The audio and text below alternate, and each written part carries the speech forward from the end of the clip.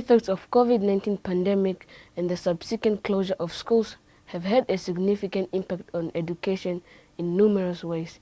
This disruption has particularly affected learners from vulnerable backgrounds.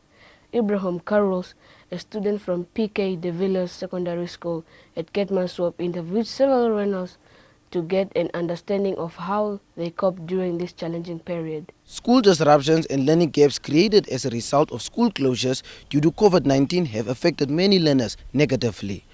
However, despite this, few have managed to use this time to study and prepare well for their final exams. We want to know what their success stories are and how we as learners can emulate their dedication to education. I'm here with Carol Willem, a grade 7 learner and also head girl of Caroline Primary School.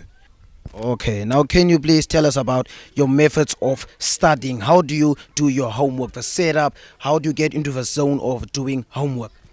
Okay, when I do my homework, the place has to be clean where I'm working.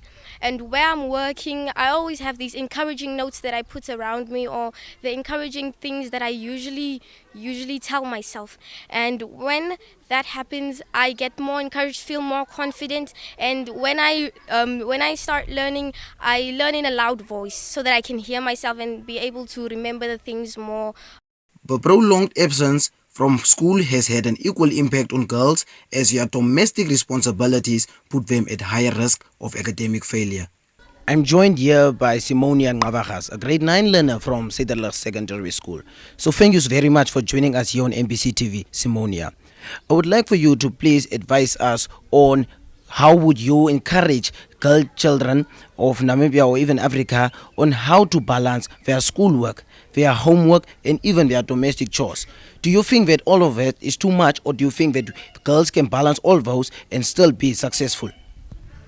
Household chores are always too much, but you have to first give your schoolwork attention. So maybe you are getting homework, you have to finish it on time, then later on you can go do the household chores. As we commemorate the Day of the African Child, we are reminded that despite these challenges that came about as a result of COVID-19 lockdown and learning disruptions, that the learners during that time developed a sense of self-discipline, the ability to work independently, and learning the importance of completing the task. The challenges came and went, but the learner continued to show the resilience and the strength to endure and conquer and succeed. Happy Day of the African Child. Ibrahim Karools, NBC News, Keetmanshoop.